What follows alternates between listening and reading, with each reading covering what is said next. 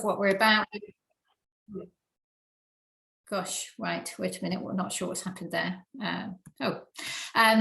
So we employ about 90 people. We're based in Tenbury, most of which are based in Tenbury Wells and Leinster, and they're involved in the packing of products, mostly confectionery items, for the retail sector and for the food service sector, which, as you can imagine, has been pretty decimated recently. But we're pleased to tell you that the food service sector is definitely opening up with lots of orders coming through. So that's really great news. And the home baking category did amazingly well through the pandemic, I have to say. So there's always some gains and some losses, that's for sure.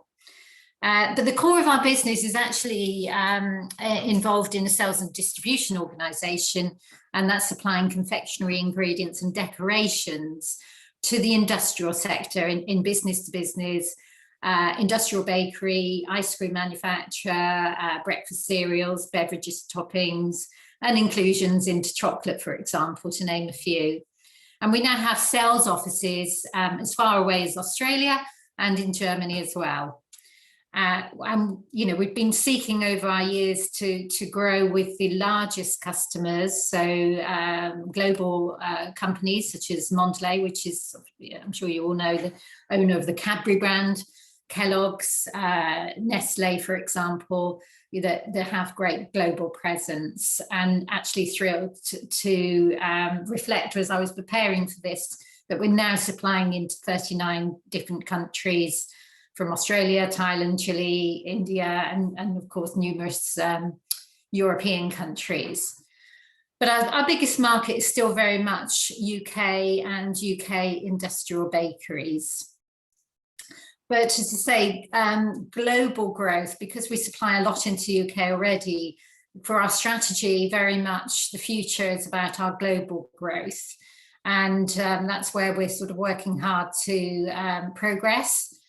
We have, projects as far afield as South Africa and North America progressing at the moment, which is, absolutely fantastic. So a brief history, founded in 2004, what drove our success? We invested as we went, we invested for growth, and that's very much about bringing on the right people, the right skills, with the right attitude, and very much a can-do attitude. To maintain the culture that we kind of started to build up, and being so customer centric in everything we do, with that great customer service, and the team having the ability to develop fantastic relationships with both our customers, but importantly our suppliers as well. As I said, a lot of our business is sales and distribution, so we needed fantastic suppliers to be able to have the great products to, it's the foundation of our business. So, that's something that we've always sort of held pretty dear to us. We achieved consistent year-on-year growth, and actually last year was the only year where we didn't grow our sales line because of the pandemic. But we still did amazingly well, and it was almost flat. So we were absolutely thrilled to be in that situation and feel very privileged to be part of the food industry and in that difficult pandemic period we were just coming out of. But, we'd invested, we'd grown the business, and we faced a situation we had to decide what to do next. And it was either, no one can stand still, you stand still, you die. So we either had to make big, bold steps and look towards an acquisition ourselves to grow, or look at the right home for what was Orchard Valley at the time. And, my recommendation for any business that's growing that needs to look to see where they're going in the future is to make sure you make plans years ahead. It can't happen well overnight. So we'd nurtured a particular relationship. One of our key suppliers was part of a big organisation, Orkla. Orkla is a Norwegian food company, and has, tremendous reputation in terms of its ethical stance in the business. So we'd nurtured this relationship, so we'd done a lot of groundwork to and identified that Orkla would be the best home for Orchard Valley if we ever decided to sell. And, you know, at the time, 2016, we felt the time was right. So we started preparing that. And in 2017, we indeed made the sale of Orchard Valley to Orkla. Orkla's massive, £3.5 billion sales, over 18,000 employees, 170 sites, mostly around Scandinavia, but very much seeking to increase their global presence. And so, yeah, why was Orkla great for us? They specialise in food companies, although they have a home division as well. And they invest in companies that are very much a long-term view. It's not a private equity company where they, you know, want to do a fast turnaround, maybe 5-year situation. Orkla very rarely sell on a company. So that was important to us because we love our employees and we wanted them to have a fantastic home and a fantastic future. They're incredibly ethical, a great cultural fit. So we really felt, you know, great home and great opportunities for our team at Tenbury to actually be part of something that's so much bigger. And they very much are fantastic at investing in successful businesses. So for us, Orkla was the first choice, and you know, we're delighted that actually, yes, there was a couple of people interested, companies interested, but Orkla came out on top for us. So that's fantastic. And then, so March 2017, we sold. You know, it's a big step, having nurtured a business all the way through. But it felt good, and we were delighted that in September that year, the Orchard Valley Foods Group was formed, and one of the Orkla sites in Sweden was actually rebranded part of the Orchard Valley Foods Group. And rolling on, we're now 4 sites in the UK as well as the one in Sweden. So we have sites from St Ives to Glasgow, which is absolutely fantastic, having OV above the door. And very much the acquisitions, and you know, we're thrilled because Orkla identified what we did, liked what we did, and then started buying up our key suppliers to secure what they call production anchoring. So, you know, securing our suppliers, and also home baking we'd embarked on, and just recently one of the biggest UK home baking competitors has been acquired. In terms of Orkla's commitment to invest, you know, they invested 3 million in the site in Sweden, but fantastically 2 million into St Ives site. And we've had 1 million investment that's ongoing at the moment, where we're developing our site in Leinster for fantastic manufacturing facilities, because we've kind of outgrown our existing facilities, with a further 500,000 committed for our office expansion.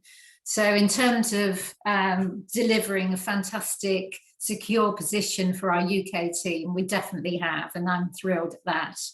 So that's, you know, was certainly a great step forward for us. But then, you know, people often ask, well, why was Orchard Valley successful? You know, what was it about us? And, you know, what we see as natural to happen, what I'm shocked is that not all businesses see that. I'm sure you all do, but the philosophy that you have about putting people at the heart of everything you do, your team, is absolutely critical. And when we firmly believe you can't have a great business without a fantastically well-engaged team of people, and a team of people that relish and embrace the culture that you've developed, that take that forward, build on it, have a passion, and put obviously the customer at the centre of everything they do in terms of the great experience and customer engagement. So that's, you know, I'm sure you all agree, that makes common sense. But as I say, not every business is like that. I've found out, but to me, that's absolutely key. And very much we're, you know, for this year, we're developing on top line growth and collaborative working and that's collaborative working with our customers, with our colleagues. And so those are the key focus points we have for this year. And when we reviewed our company strategy recently, again, working with our new colleagues in Orkla, absolutely thrilled that, you know, what I firmly believe in, that the rest of the group kind of believed in too. So our number one goal that we stated was care for our people and care for our planet. And, you know, both of those two are so, I believe, so critical for success for any business. And when we talk about care for our people, you know, we have to realise, you know, some of us are a bit longer in the tooth, but, you know, millennials and Generation Z, you know, they're going to make up the biggest proportion of our employees. And so we have to really understand what drives them and you know, how we attract and retain that best talent. So as I say, millennials are going to be the biggest part of our workforce, and research tells us that the rewards that they seek are very different to the rewards that people used to seek, where, you know, your sales rep will want the biggest, flashiest car, and the you know, golf days or whatever, I don't know, but, you know, it's very different nowadays. The younger people want to feel valued. They want to be proud of the moral and ethical values a company upholds. Sustainability is definitely an important factor in their choices about who they work for. They want to feel good about the company they work for. But they very much want to have a place to learn and grow, where their ideas are appreciated and they can reach their full potential.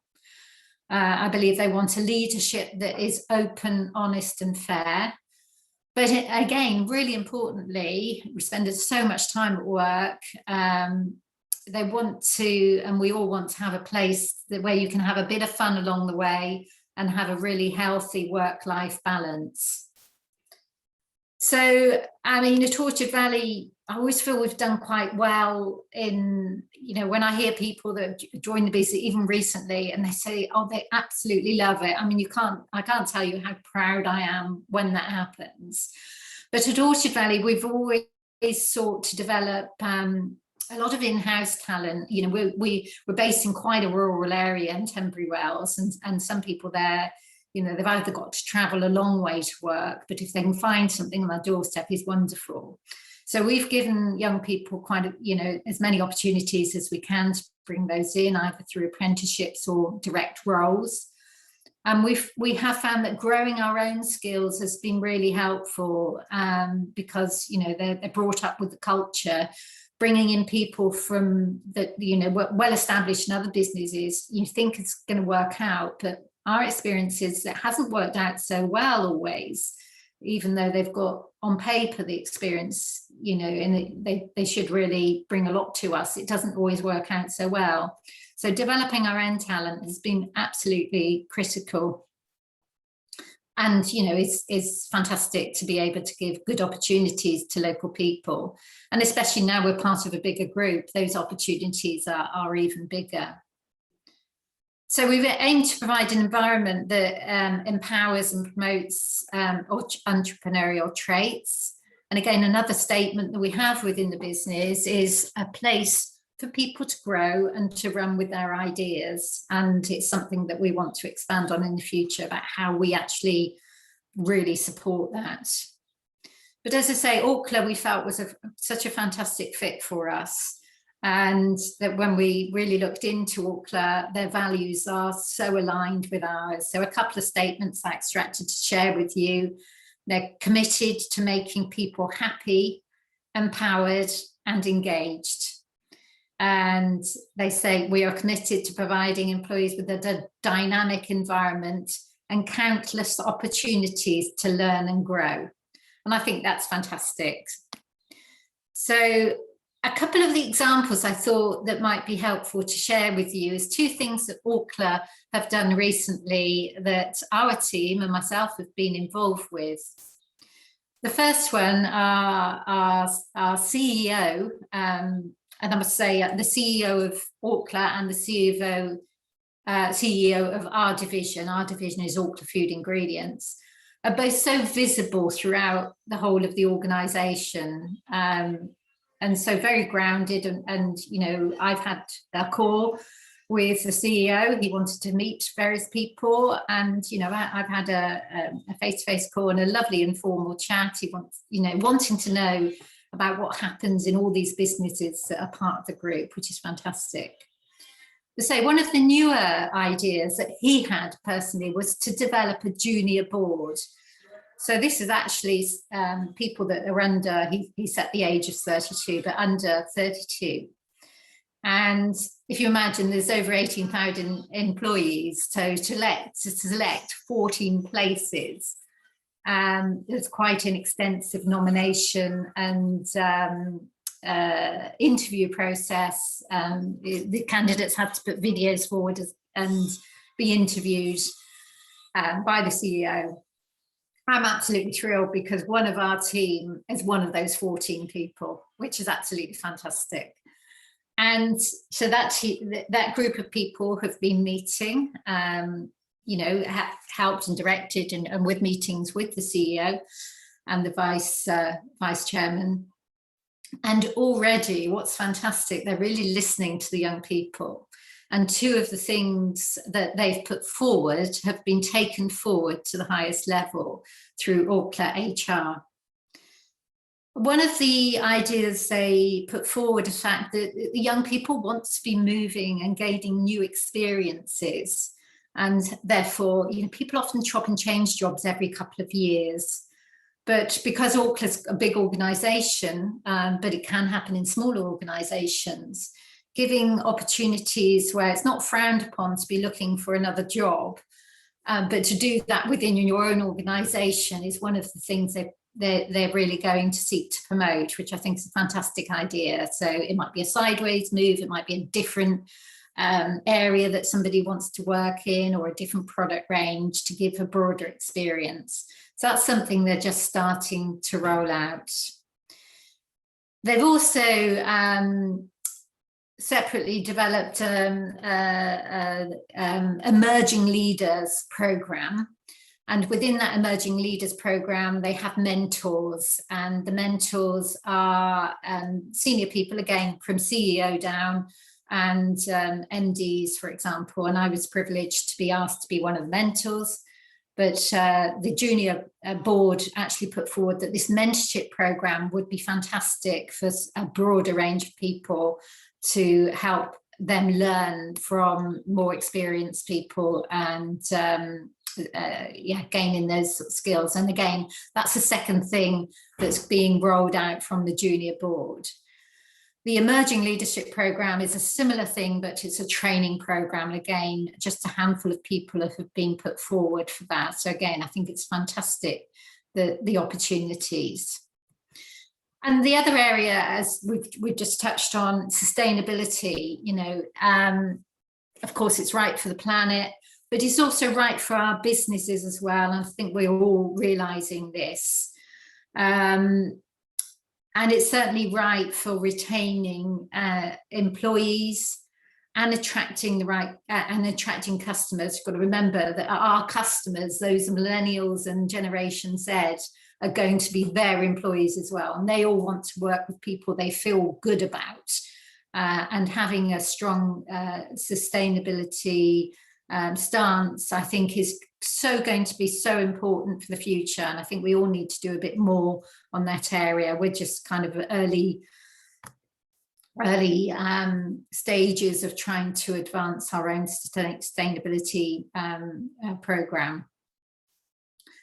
So, you know, those are some of the key things that I feel that, you know, you get the groundwork right, then a lot of the rest follows. You know, it's not necessarily always focusing on the growth of sales. If you get the building blocks right, those things will happen anyway, because you've got the right team of people, the right environment, they're well supported, they feel valued, and they want to do a fantastic job. So, you know, that's kind of my my brief synopsis of what makes has contributed to OV's success. You know, it can go wrong. You can employ the wrong person and they can have very negative vibes and just don't fit. My advice there was, I mean, years ago, we were delighted to, as part of the Fast Track 1000 program, we went to a conference at Richard Branson's pad. We have this big marquee, and I remember him, a number of speakers there, and one of the guys said, you know, sometimes you make mistakes, deal with it quickly and deal with it generously. But yeah, if you've got a negative, you know, someone that doesn't fit culturally, that's my other advice. You do have to deal with it, because it can be so draining on the rest of the team, and it can damage your culture if you don't deal with that quickly. So those are definitely some of my advice there. So creating an environment that's happy, have fun, definitely is the right thing to do. And especially now we've all been working from home, and my belief is that's not sustainable for long term. To keep the energy and the passion in a business, we have to be together. Maybe we're not together all the time for the future, but we definitely need to get people back into the offices. And, you know, I think that might be a bit challenging for some people, but having that energizing environment, I think, you know, is really important to keep the energy building, really. How's my time doing, Robert? Am I out of time? I think if we just bring things to a close, Cherry, that would be fantastic. Okay, so thank you very much for listening to that. I hope there's something that's interesting there for you. The only other things I was going to touch on, which we all know, Brexit's been challenging for our teams, continues to be challenging, and disappointing that we're driving some business outside of the UK because we're having to set up offices to trade outside in other parts of Europe. And transport is the biggest challenge at the moment, with difficulty getting our deliveries to our customers because of lack of resource. But again, my words here are still having a fantastic team of people that deal with all these challenges on a day-to-day basis because they love our businesses is, you know, makes me terribly proud. And I'm sure you guys have similar experiences, you know, so we have to look after our employees every day. What a lovely way to end. I think that pride certainly comes through, Cherry. And from now on, you are Cherry from the OV group for me. Thank you. I've looked it up on my phone, and it definitely does exactly what you said it does. But what I did feel there was that everything we do in the chamber, and I think everybody I see on the screen here today, we are very conscious of the local, national and global responsibility that we've got. And I think Herefordshire and Worcestershire, we need to shout about that so much more than we do, that we are global players, we're national players, but we have a local responsibility. You are obviously very, very dedicated to your people, but you're obviously also focusing on your customers and your supply chain as well. So absolutely fascinating. And we have been recording, and I think I will certainly go back and I will listen again to some of the things you said. Fantastic. Thank you so much for that contribution. Oh, it's a great pleasure. Thank you very much for listening. No, not at all. And I think everybody will have all taken something away from that. One of the things you did mention, obviously you mentioned import and export. You also mentioned innovation. And this morning we're joined by Dan Pitt and by Wendy Andrews from Bishop Fleming. And I'm going to hand over to Dan now, because I know that one of the areas that he was going to talk about was innovation. And I know that Wendy's obviously our expert in import-export. And so, Dan, over to you, sir. And I think we've got a few technicals to do with the sharing of screens. So I'm going to go silent, allow that to happen, and then over to you. Thank you very much, Robert. Thank you. Good morning, everyone. It's a pleasure to be able to speak to you this morning. Yeah, in true accountant fashion, we've got some slides to share, and I will just try and get that sorted out for you all now. Bear with me a moment. Can everyone see the slides? I can see that, Dan. Yeah. Brilliant. Okay. Yes, again, good morning, everyone. My name's Dan Pitt, and I'm a tax manager at Bishop Fleming Accountancy. Bishop Fleming provide a full range of accountancy services from simple accounts preparation, tax services, VAT, restructuring, and we support a wide range of sectors and obviously a significant number of clients in the food and drink area. I'm joined today by my colleague Wendy Andrews, who's a VAT director. We're both based in our Worcester office, which is the north for the geographical purposes. And I'm going to be talking about funding innovation in the food and drink sectors, particularly on the subject of R&D tax credits and how they can be used to really boost innovation. Before passing over to Wendy, who's going to discuss importing and exporting issues and opportunities available to you. Right, so what are R&D tax credits? So R&D tax credits are essentially the government's way of financially incentivizing UK-based businesses to innovate with the sort of longer-term view of ultimately boosting the UK economy and putting us as world leaders in the space of innovation and technology. I won't go through all of the details on the screen, but in sort of recent times, due to the pandemic, one of the key benefits of companies remaining innovative and making R&D claims is to potentially provide a cash injection into the company to help provide support during COVID and to try and sort of repair some of the damage that's been caused by that. There are two types of R&D tax credits regime. SME and RDEC. About 90%, I'd say, of the clients that we deal with are typically under the SME regime. The RDEC regime is therefore significantly larger companies, but can also form part of a wider SME claim when grant funding has been received by the company making a claim. And this is actually, again, quite topical in terms of COVID support, because there's an interaction between R&D tax credits claims and also furlough support and other bounce back loans and how they can interact with the claims. I'll touch on that a little bit later, go into more detail there. Effectively, the SME regime is the more lucrative of the two. You're looking at a company potentially getting 33p in the pound for every pound that they invest in innovative activity, whereas the RDEC regime is less lucrative at 9p in the pound.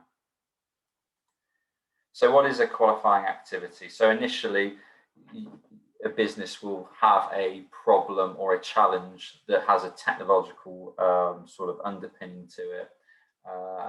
Typically, it will present in terms of product development. It might be that they are trying to improve themselves environmentally in terms of the packaging they might use for their products, etc. So there is always a technological uncertainty present in those sorts of areas, and it's all about considering the function of something and whether or not you can get it to work. And that leads you on to the next section, where the testing and the development phase. So this might be testing materials. Are they strong enough? Are they resilient enough? How do they interact with other parts of my product, etc.? Does it work? And this is generally the area where there's a considerable amount of man hours spent in terms of testing. With the ultimate ideal outcome of a material improvement or an advancement in knowledge, which of course is what you seek to achieve when you set out on a project such as this. Worth mentioning at this point, though, that even products that ultimately fail can be included in an R&D claim, and in fact that is a signpost to HMRC of just how challenging what you're trying to achieve is. Qualifying costs. So the main one on this screen is staff costs, because that encapsulates gross salaries, employers' national insurance, employers' pension contributions. Typically, it's done on a proportion of relevant staff members' time spent on the R&D activity. but it extends to items such as consumables. So it might be raw materials, say in the food and drink sector. It could be packaging costs that ultimately get scrapped, things of that nature. And then it extends to software licenses and subcontractors and externally provided workers. Now, subcontractors and externally provided workers, there is a restriction. You're only allowed to claim 65% of their costs, but they can still be included nonetheless. So I'm just going to very quickly try and run through a sort of numerical example here. So for a profit-making SME, in this instance here, they've incurred R&D costs, but they're not making any sort of claim. So they've got taxable profits of 150k, tax at 19%, 28,500. When they make that claim, they get 130% uplift on their qualifying costs of 100,000 here, reduces their taxable profit accordingly. Tax liability of 3,800. So between the two, there's a saving of 24,700, or circa 25p in the pound, 25p for every pound they've invested in those R&D projects.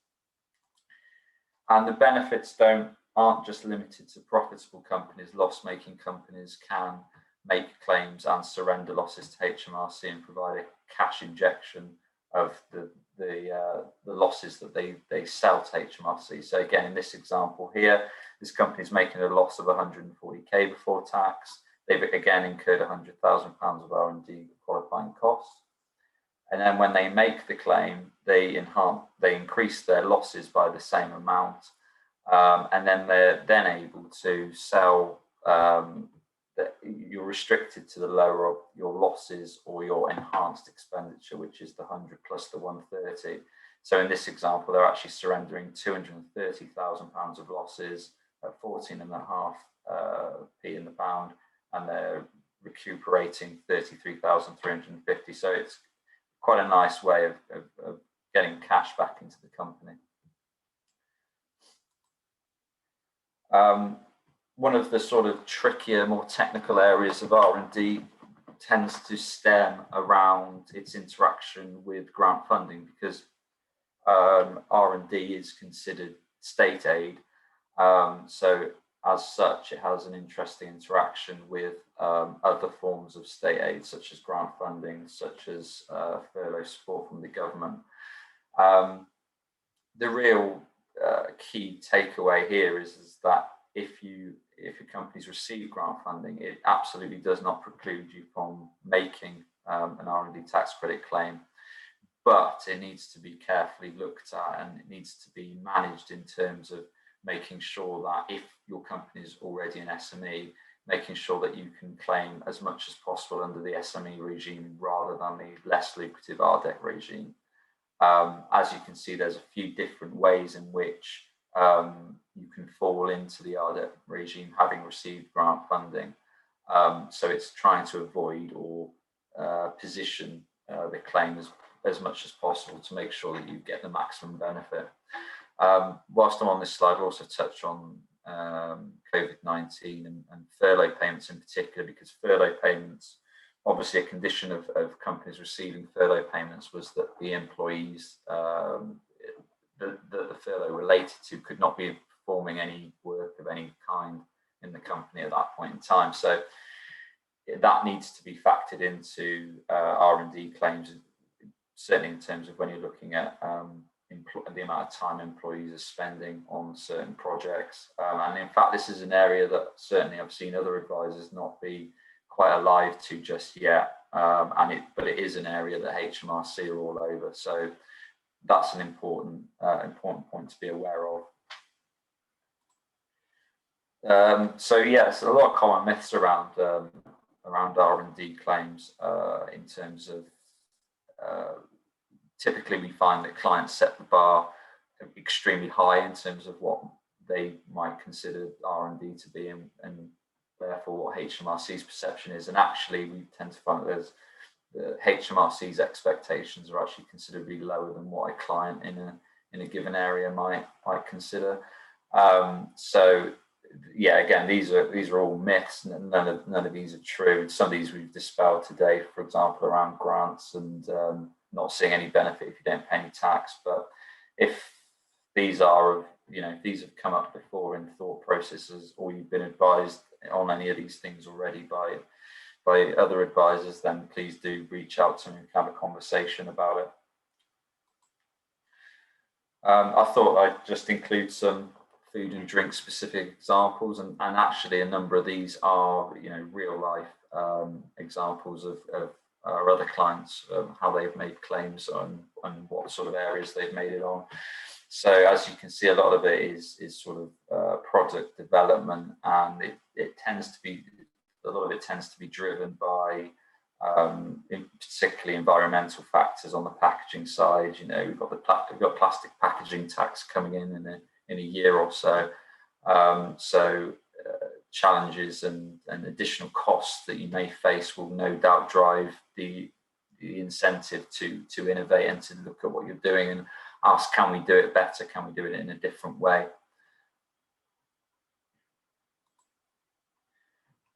So the claim process is in my opinion quite straightforward. Actually, I manage a significant number actually of the R&D claims, certainly coming out of the Worcester office.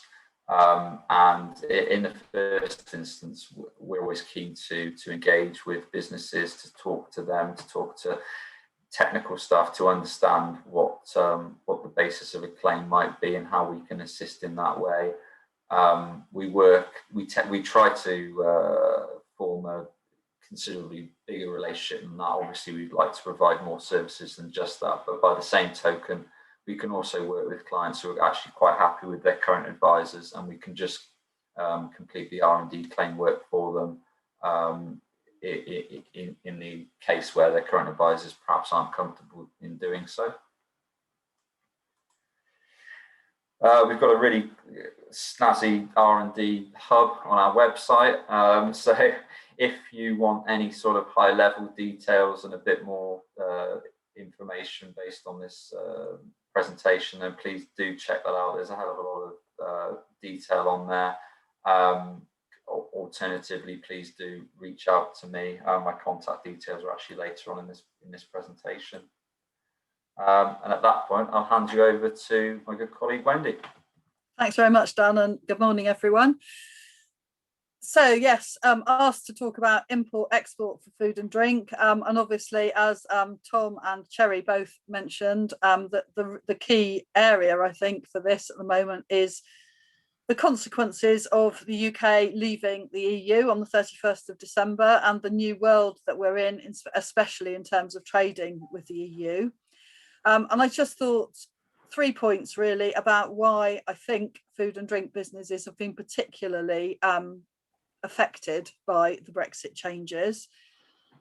First of all, although we do have a trade and cooperation agreement with the EU, which means that a lot of goods can pass duty-free between the UK and the EU, that free trade agreement is dependent on the origin of the goods.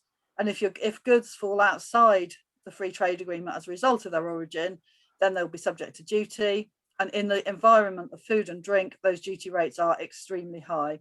I've got some clients, for example, who import from the EU, which would be fine. But then when they track back to find out the actual origin of the goods they're importing, if that isn't clear and those goods don't have EU origin, then the duty rates are very high, which is obviously a huge issue in a supply chain.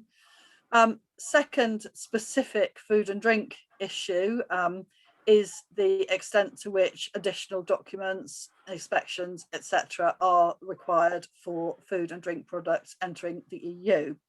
As yet, we haven't implemented all those requirements for goods coming into the UK from the EU, but from the 1st of January, we were a third country as far as the EU was concerned. And that has, I think, particularly hit the food and drink sector with lots of additional requirements and delays as a result of that. And ironically, lots of delays are particularly bad for food and drink supply chains, because quite often if they're fresh or chilled food, the timing that the goods of the movement of the goods is absolutely critical. So those are really I think the key issues about why food and drink sector has been particularly affected by Brexit. Just go on to talk about some specifics, if Dan will. Thank you. I'm doing my Chris Whitty impression. Didn't even need to say it then.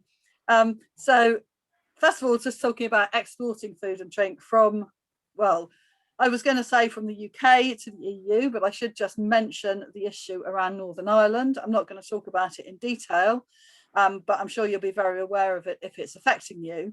And that's that as a result of the Northern Ireland Protocol, the Northern Ireland has remained inside the EU single market and customs union for goods purposes, while England, Scotland and Wales are outside the EU for all those purposes. So it's become very important to be aware of when you say UK and when you say GB, because GB is England, Scotland and Wales. And when you're talking about goods movements, it's really important to make that distinction. So conscious that time is short, so I'll just quickly run through some of the key issues. New labelling requirements for some food products that are being sold in the EU, a thing to think about. Obviously, customs documentation required for moving food and drink products into the EU. That's new from the 1st of January.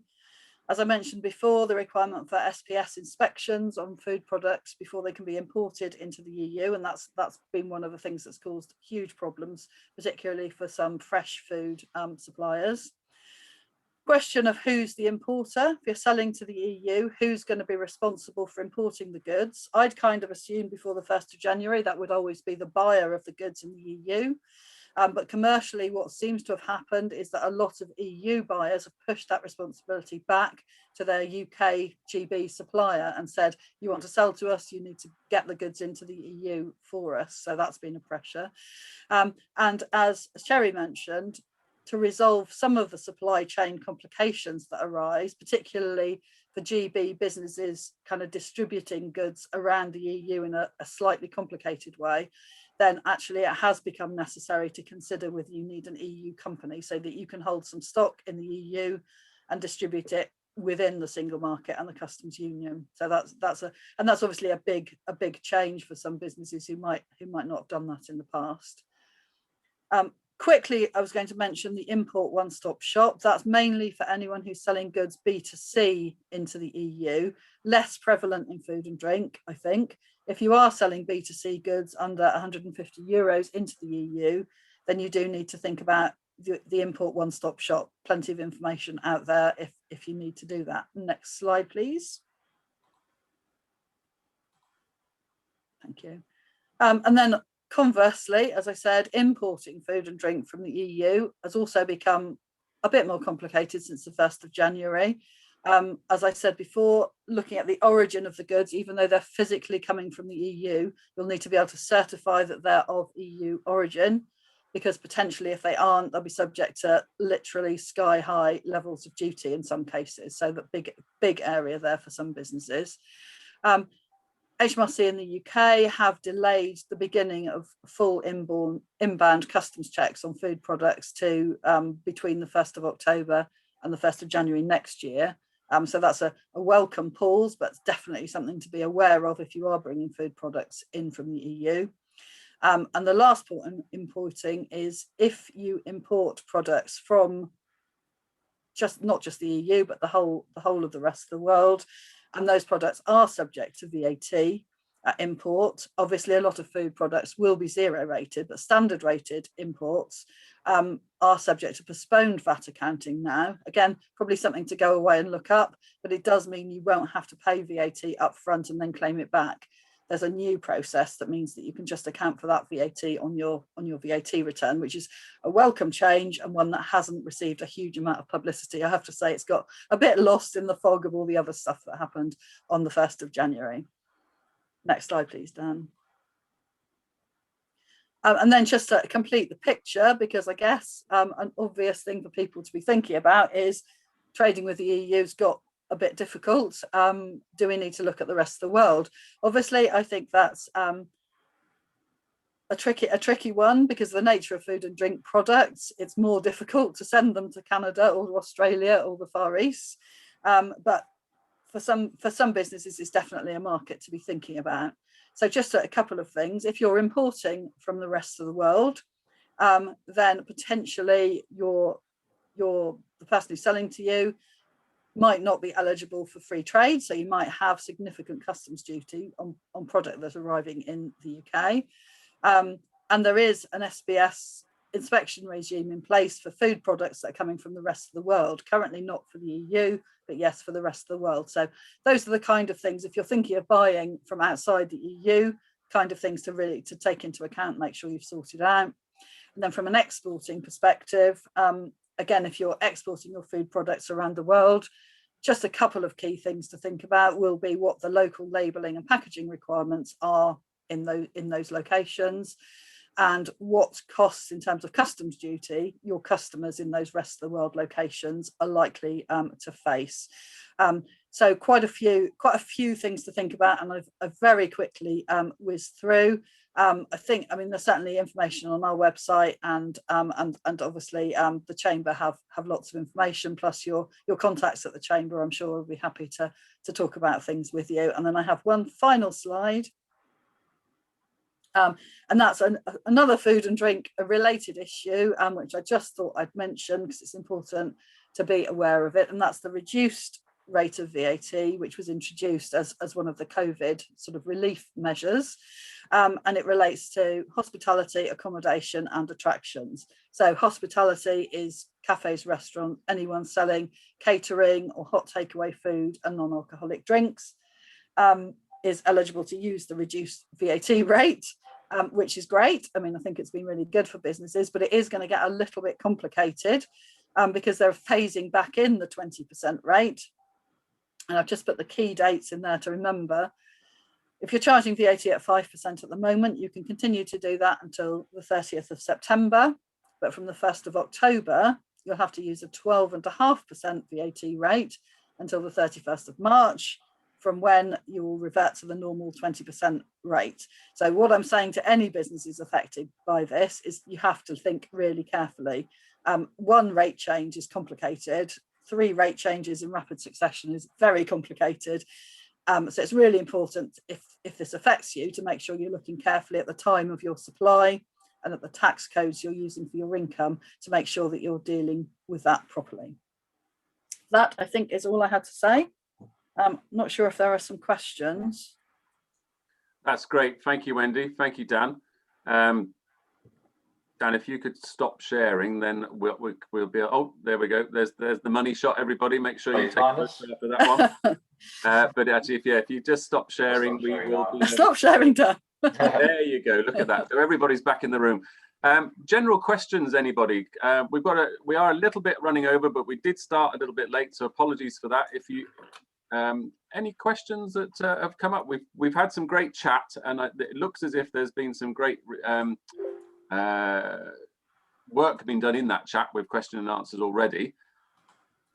What I think we've proved today, and what I've certainly learned, is that regardless of the size of your business or the size of your market or the size of your supply chain, that we have in our network here right in front of us and in the wider sort of community, we have the support and we have the advice, and through Bishop Fleming, through the OV group, through MFG and through the Chamber of Commerce, we have people who can help with getting the job done.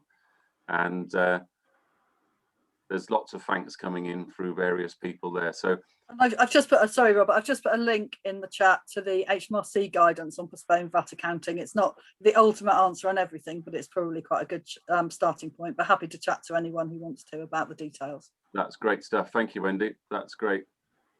Any questions, folks? No, that's fantastic. So that leaves me just to say a huge thank you once again for you for attending. A huge thank you to our speakers, to Dan, to Wendy, to Cherry, and to Tom and the MFG group for sponsoring the Food and Drink Forum. Everybody's support is greatly welcomed and greatly appreciated, so thank you for that. Look out, folks, for the results of the quarterly economic survey, which will be coming out as an event on the 22nd of July. Some interesting stuff there. Bishop Fleming heavily involved, and a real angle on international trade. So that'll be fascinating, along with all the other information. And also watch out for the salary and benefits survey, which actually links very nicely with some of the things that Cherry was saying. that actually goes live next week, so it might be hitting your inboxes. Please do fill it in, because it just it's the first time in a couple of years we've done that, but it might just help with those challenges we have with recruitment and with retention, indeed, most importantly of all. And fascinating stuff from Cherry about it's not all about the pay, it's about the conditions, the environment, the culture, the values of the organization. So lots going on, lots of good stuff, and we look forward to seeing you at the next food forum, which I'm not even going to say when the date is, but I think it's actually early September. Yes, it is. I'm getting a nod there from Hayley, so that's good. Thank you, everybody. Have a good day, and we'll see you soon.